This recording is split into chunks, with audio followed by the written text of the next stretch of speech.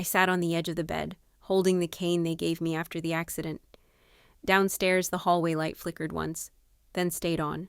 No one said anything, no footsteps. I blinked, just enough to see the shadow at her door. And him, walking in, without knocking. They think I'm blind. And I haven't told them otherwise. Not yet. I sat in the living room, the lights were dim, my eyes were dazzled by the TV light. The volume was down low, I didn't care what was on. Some game show rerun, I think. It wasn't for watching, it was for noise, for cover. I ran my hand along the armrest, listening to my daughter-in-law laughing in the kitchen. Plates clinked, her heels tapped too fast on the tile. She was never that light on her feet around my son. Or me. But tonight, she floated. The laugh again. High-pitched. Almost theatrical. Her voice was too high. Not like when she talked to her husband. I tilted my head slightly, just enough to catch the edge of the kitchen entrance through the reflection on the black TV screen. Her silhouette was moving back and forth, pouring something, wiping something.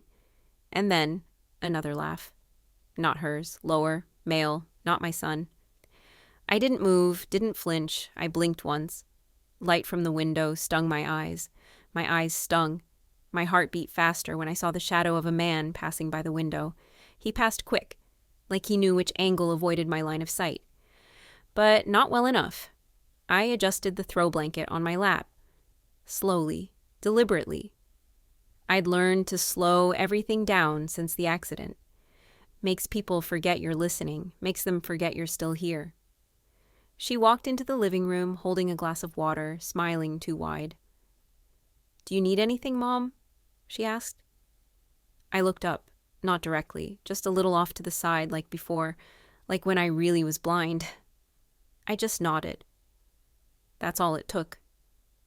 She relaxed again. Her smile dropped the act. She turned and left. I didn't lie, but I didn't say everything.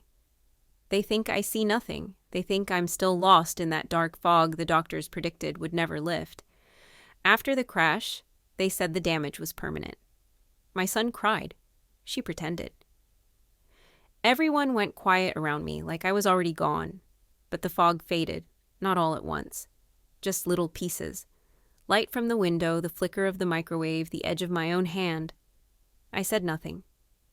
No one asked. At first it was fear. Then it was curiosity. What would they do when they thought I wasn't watching? Now I know. It started with little things, missing time, whispered calls, smiles that lingered too long. Then the sound of his voice in my kitchen, the shadow slipping out the front door when he thought no one could see. I don't know what's worse, the betrayal or how quiet it's been. This house has too many closed doors, too many pauses in conversation when I walk, when I shuffle. Into the room, they're not careful, because they think they don't have to be. So I sit, I nod, I wait, and I watch. Tomorrow is Sunday. Emily will be here for dinner. I wonder if her fiancé will come with her, or if he's already here. Upstairs, 2 floors away from the woman he promised to marry. They think I'm blind, but I see everything, even the things I wish I hadn't. I stood at the top of the stairs, barefoot. It was dark. The house had gone still. My son was working a night shift, and Emily hadn't come back from her friend's bridal shower. Only 2 people should have been home, me and her. The hallway carpet felt damp. The bulb in the stairwell had burnt out weeks ago. No one changed it. They assumed I didn't need light anymore. Fine. I gripped the banister with one hand, pressing the other palm flat against the wall. Each step creaked like it was warning someone, or daring me. Halfway down, I stopped. I heard giggling from my granddaughter's room. Not a child's giggle, not youthful either, throatier, familiar. Not my granddaughter's voice. It's her, my daughter-in-law. With whom? I held my breath. The giggle turned into a whisper, then something softer, a breathless moan, then the distinct sound of a zipper. Not fast, not rushed, measured. My chest tightened. I pressed myself flat against the wall. There was a draft coming from the hallway window, but I couldn't blame that for the chill running down my back. My chest tightened. I held my hands against the wall, not daring to breathe heavily. My knees ached. My nightgown clung to my skin. I could feel every heartbeat in my temples. The room was 2 doors away. Her door, Emily's room. But Emily wasn't here tonight. She'd texted me earlier, said she might stay the night at her friend's, asked if I wanted her to bring donuts in the morning. So who... Shh, don't let her hear. A man's voice, not a stranger's. Not an intruder. Him. I knew that voice. Polished. Low. Always a little too smooth when he thanked me for dinner.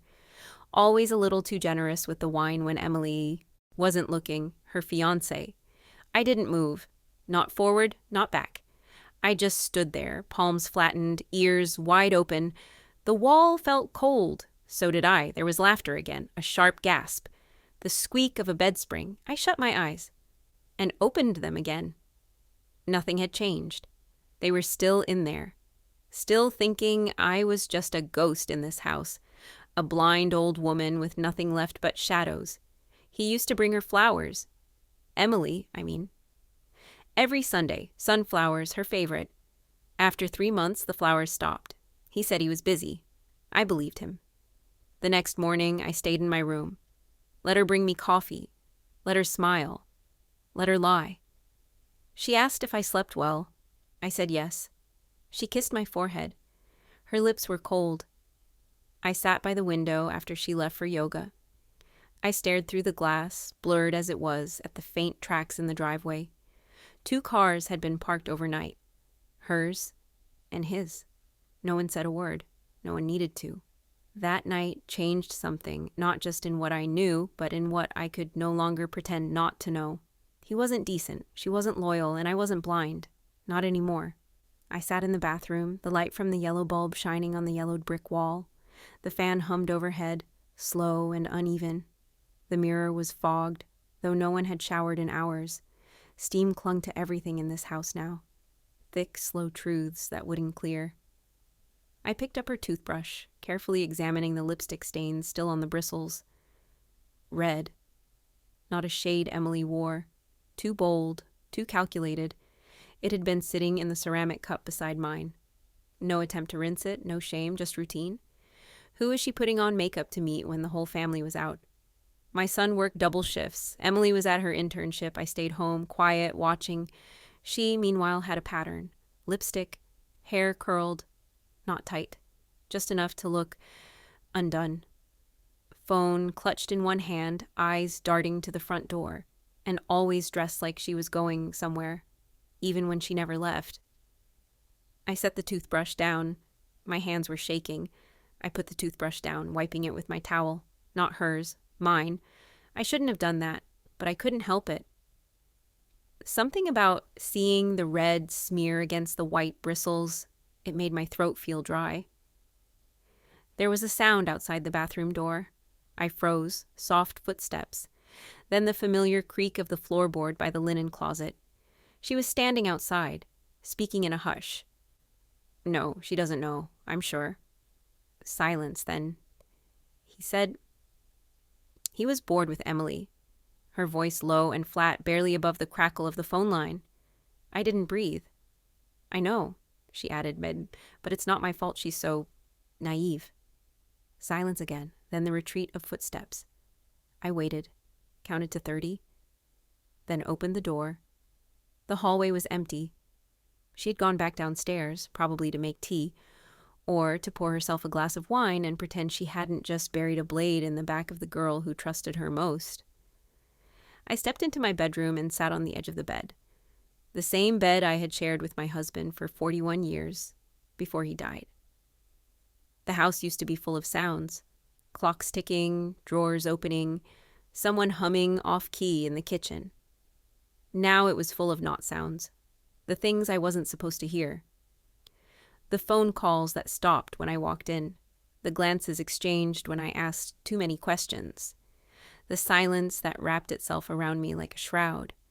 No one said a word, because they thought I couldn't see, because they thought I had lost everything, but I hadn't.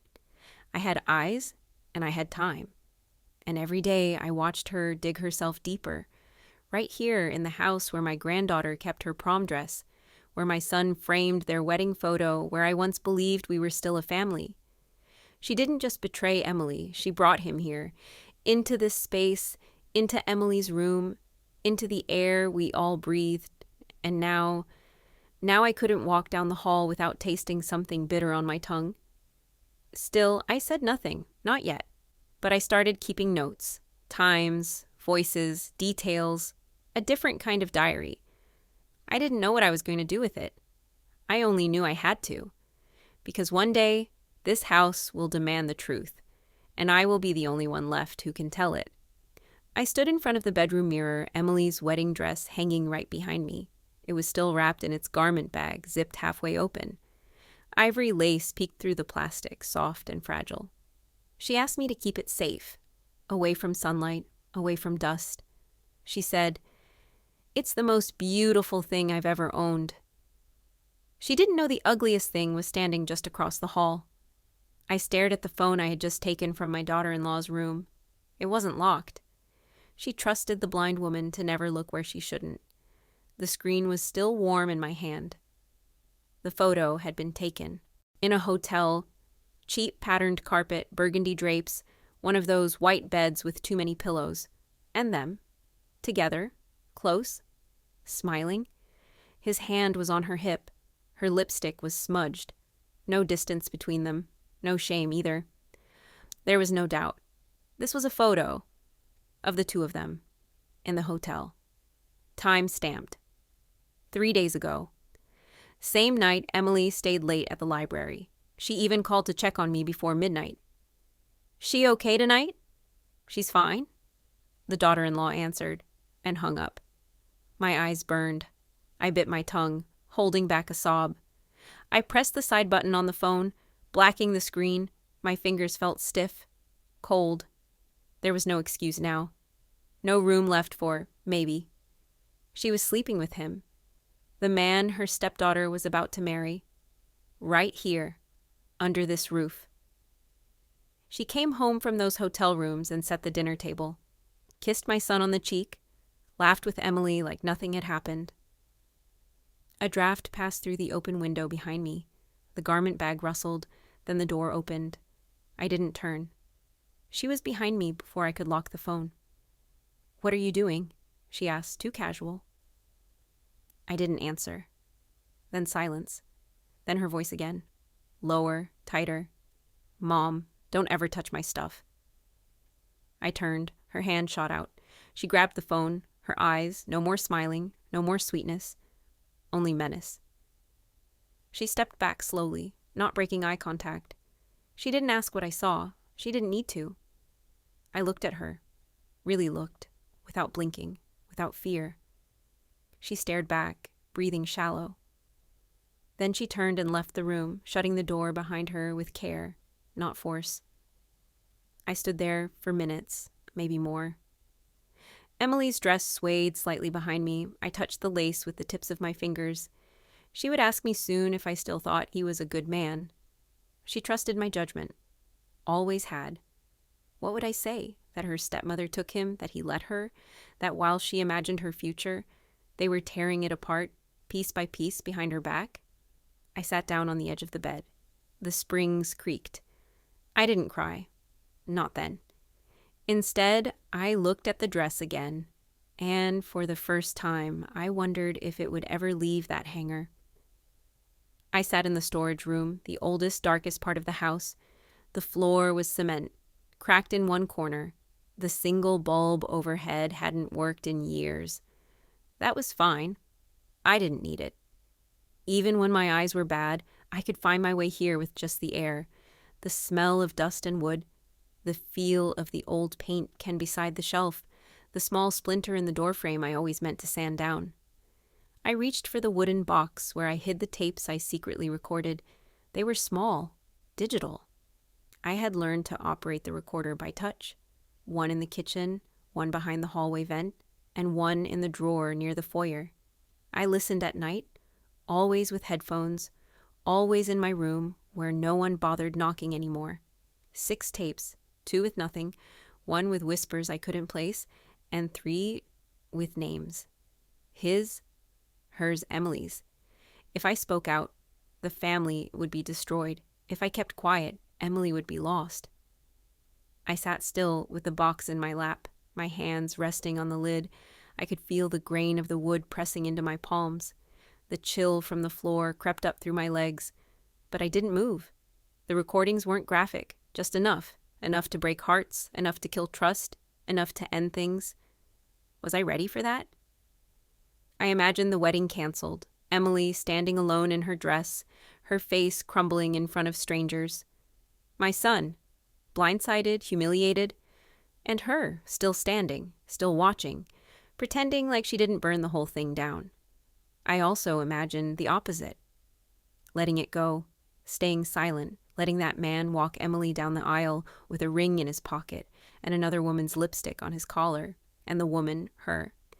Pouring champagne, smiling, hugging, offering to fix the veil. I clenched my jaw. My breath came out shallow. My heart was pounding like a drum. Cold sweat ran down the back of my sweater. I wanted to be wrong, but I wasn't. I opened the box. The tapes sat side by side, labeled by date. I reached for the most recent one. Then I heard it. Footsteps. Soft, measured, careful. Coming down the hallway, the door creaked. A shadow moved in the frame. Her voice floated in, warm and syrupy. "Mom, you're still not used to the darkness, right?" I didn't turn around, didn't answer. The air between us was still. She didn't step inside. Just let the sentence hang there, almost playful, like it was a game, like we were playing house. She didn't know I had the tapes. Or maybe she did. She didn't know I could see her outline in the faint light from the hallway. Or maybe she knew that too. She waited, then stepped back, slow. I heard her slippers brush the rug. The door closed. And I was alone again. I picked up the tape and held it tight in my hand, as if it could answer the question I couldn't. Was it worse to break a heart, or to let it rot from the inside? I had to decide soon, because the wedding was just 12 days away. I stood in the middle of the church during Emily's wedding rehearsal. The stained glass windows cast weak-colored shadows across the pews. Late afternoon light bleeding through reds and greens. Dust floated in the air. No one noticed it but me. Emily was at the front, fixing her bouquet placement. Her fiancé stood beside her, one hand in his pocket, the other resting casually on the railing. My son chatted with the pastor, and she, my daughter-in-law, was seated in the third pew, smiling, legs crossed, phone in hand. She wore white, not ivory like the dress, but close enough to offend. I approached the podium holding a USB. No one noticed at first. I walked slowly, but not carefully. I wanted them to hear my steps. Emily glanced up, then smiled. "Mom, you okay?" she called softly. I didn't answer. My son turned toward me, his brows knit. "You want to sit down?" I shook my head. The pastor took a step toward me, concerned. I raised one hand, not to wave, not to greet, just to signal him to stop. He did.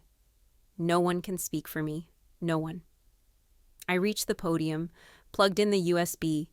The screen flickered behind me, waiting. I looked at them, my family, my granddaughter in white, the man beside her with his jaw tight, the woman in the pew, suddenly not smiling. I took a deep breath. My throat was dry. My hands were cold. "This won't take long," I said. My voice didn't shake. "Before she walks down the aisle," I paused, looked at Emily. I have to tell this story." The room went quiet. No one moved. Someone's phone buzzed, then stopped. I clicked the remote. The speakers crackled, then the audio started. "You said she wouldn't find out." His voice. Emily blinked. I watched her expression carefully. It didn't break. Not yet. Then hers. She's blind. She's nothing. Just an old woman." Silence. The tape continued. Breathing, laughter, the bed creaking, and then the sound of her saying Emily's name, followed by a long pause, a long, cruel pause. I don't even feel guilty anymore. I stopped the audio. No one clapped. No one gasped. They just sat. Emily's face had drained of color. Her lips parted slightly. Her hand dropped the bouquet. The ex-fiancé, didn't look at her. He looked down at the floor, like a child who already knew the punishment was coming. And she stood up, not quickly, she didn't speak. Just stared at me. I stared back. No tears, no shouts, just truth. Laid out like bone under a surgeon's knife. My son turned to me, wide-eyed. "Mom, what the hell is this?" I didn't answer him. I stepped down from the podium, past Emily. Paused just long enough to touch her arm. She didn't flinch. She didn't cry. She just whispered. So low, only I could hear. "Thank you." I kept walking down the aisle, past the rows of family that suddenly felt like strangers, out the church doors into the last light of day. I didn't look back. I didn't have to. I sat alone in the bedroom, Emily's wedding dress now hanging in a closed closet. I had zipped it all the way up the night I came home from the church. The fabric had caught once, just below the waistline.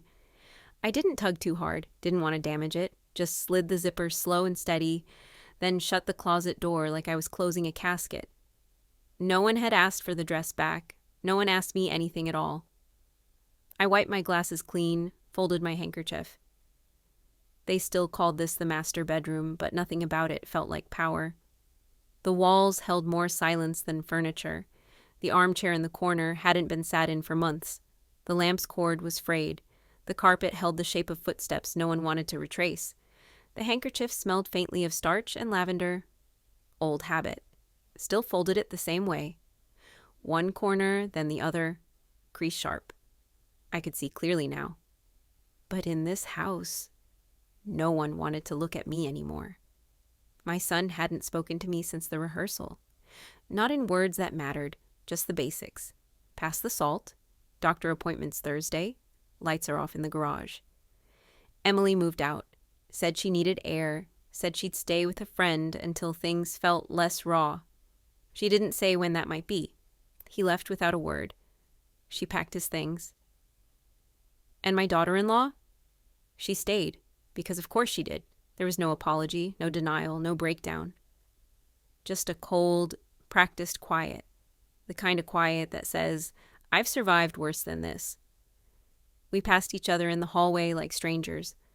I never looked away. She always blinked first. My chest was empty. I could hear the clock ticking every second.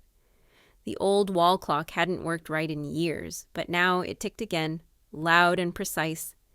I wondered if someone had fixed it while I wasn't paying attention. Or maybe it had always been working. I'd just been too blind to notice. The door creaked open behind me. I didn't turn. Her perfume came in before her voice, sweet, artificial, something floral that never really masked the bitterness underneath. Then, she killed this whole family because of her last bit of jealousy. Her voice rang out from the door. She said it calm, no tremor, like she was stating a fact. I set the handkerchief down, picked up my glasses, put them back on, even though I didn't need to see her to hear what she meant. I didn't answer. Because what could I say? That I had saved Emily? That I had protected something sacred? That I had torn down the walls so truth could walk in? It didn't matter now. No one thanked me. No one stood by me. They just adjusted, recoiled, moved on. But I didn't regret it, not for a second, because I had seen, because I had heard, because I had known what silence would cost. And when the moment came, I chose to speak, even if now this room was the only place I belonged. The closet door groaned as the air shifted. Somewhere inside, the dress swayed, just slightly, on its hanger. I didn't look up, I just sat and listened to it move.